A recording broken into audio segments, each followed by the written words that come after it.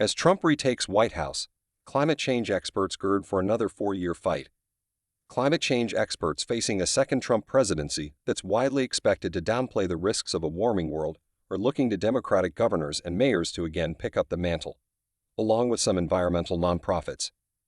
During his first presidency, President Donald Trump prioritized oil and gas development and softened efforts to fight climate change, including withdrawing from the Paris Climate Accords.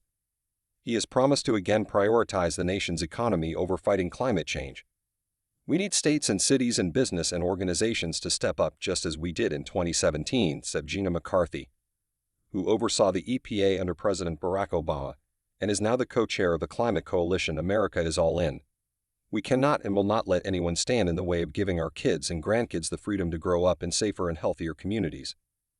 Last summer was the hottest since people began taking instrument readings in the 1800s, and tree ring studies show it was the hottest in at least 2,000 years. Climate experts say extreme heat alone causes thousands of deaths annually in the United States, atop the billions of dollars in damage caused by climate change-strengthened hurricanes and wildfires.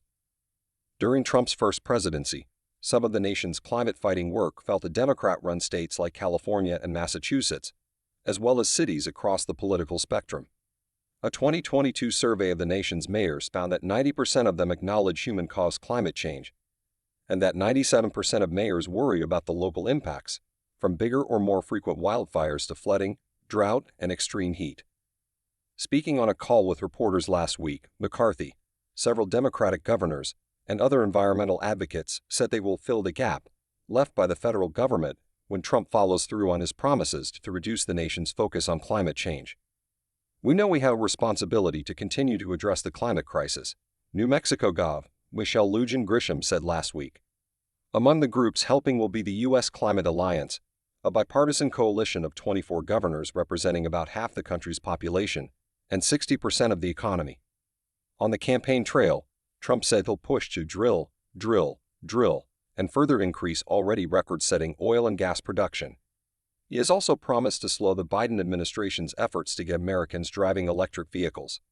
The transportation sector, which includes cars, SUVs, and pickups, accounts for nearly 30% of the country's greenhouse gas emissions, according to the EPA. In his first term, Trump dismantled many federal climate change efforts, routinely attacked wind turbines for being ugly, and used his executive power to appoint climate-skeptical judges and push out longtime scientific experts. "We have more liquid gold than any country in the world," Trump said in his Election Day victory speech, highlighting his plans for more oil and gas extraction, which he argues will bring prices down at the gas pump and grocery store. On Monday, Trump announced that he would name former New York Congressman Lee Zeldin to run the Environmental Protection Agency. Zeldin will ensure fair and swift regulatory decisions that will be enacted in a way to unleash the power of American businesses, while at the same time maintaining the highest environmental standards, including the cleanest air and water on the planet, Trump said in announcing the appointment.